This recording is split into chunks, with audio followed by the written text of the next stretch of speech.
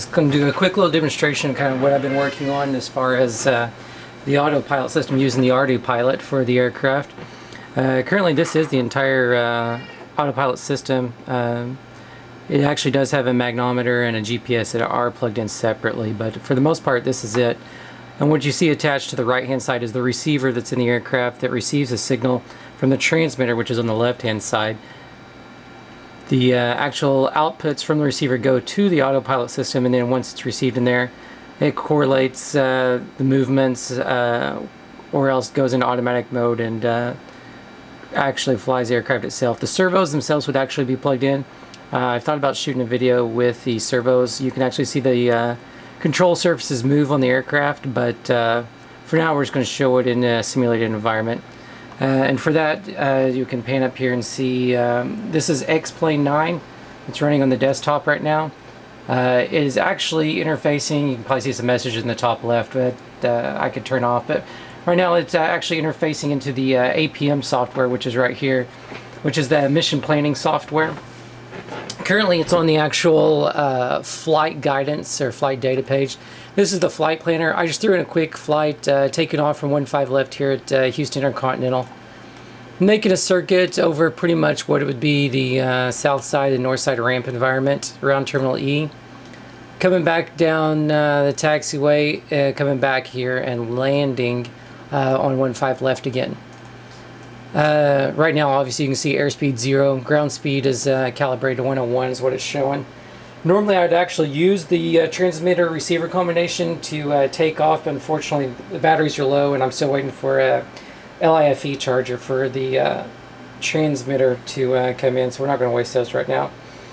So what we're going to be doing is taking off with a joystick that I have. Unfortunately the yaw is having some issues on the joystick, so it's a pretty rough takeoff. I could do the automatic takeoff, but I wanted to show you how well it takes over in stabilizing the aircraft. And over here on the right monitor, as you can see across the top, that's just the heartbeat for the Ardupilot sensor, showing the transmission messages going back and forth to it.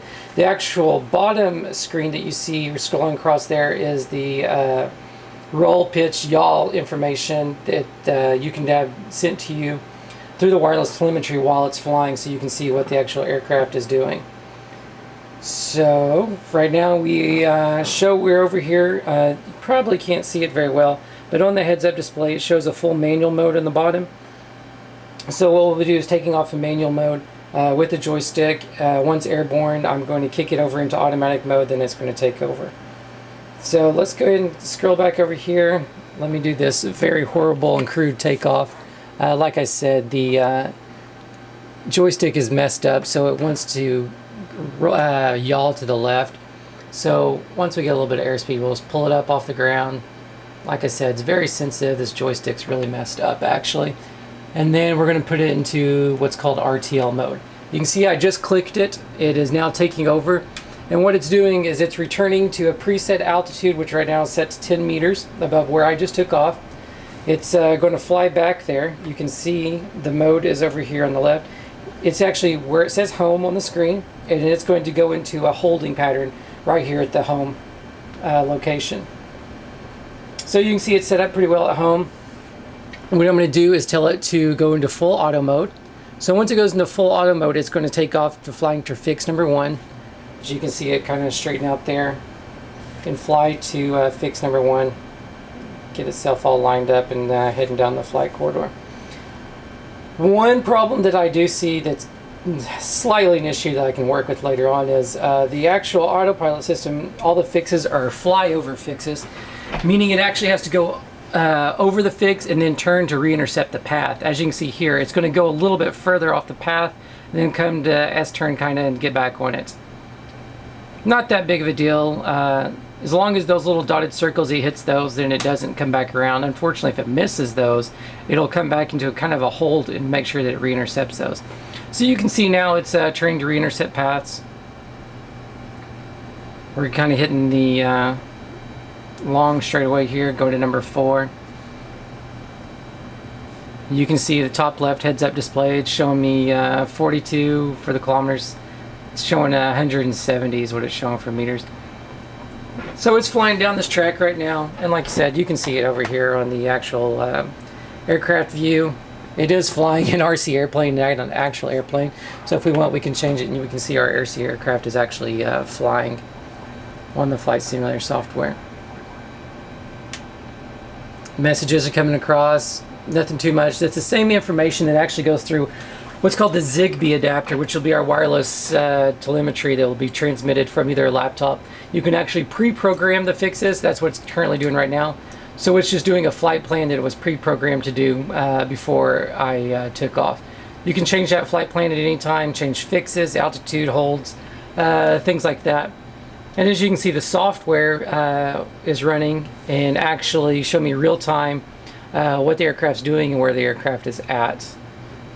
Obviously, you can see the software is basically a Google Maps image, so it's a little bit high res, where the flight simulator software, we're just seeing the concrete tarmac. So approaching point number 7 here, it's going to be turning this long base basically to get back to runway 15 left, in which it should execute a landing.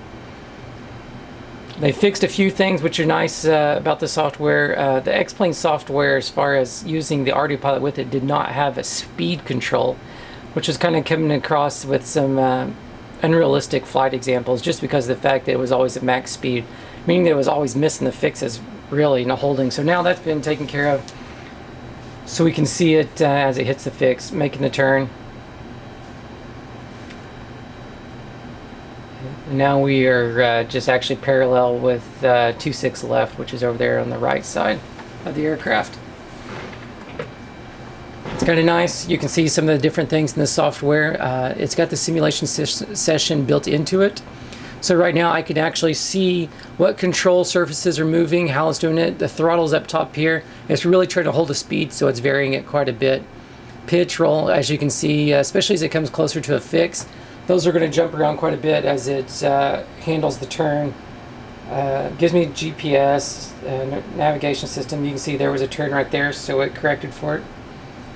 Then we're going to have a bigger turn coming up here to start lining us up with 15 left again.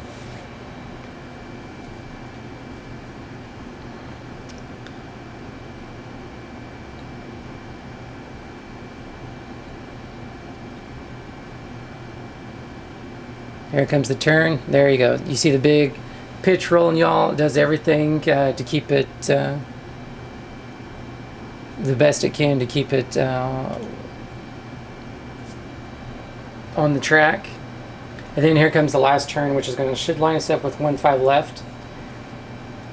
And as it gets to about the numbers, or pretty much the 1,000-foot threshold, it's going to start a slow descent and landing there.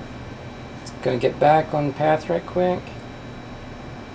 And then, as you can tell, it's starting our descent. And there it is, on the ground.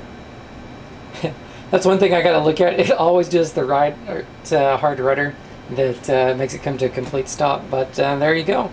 Simple flight path put in there. Nothing too exciting. I didn't do any inverted flight or anything like that.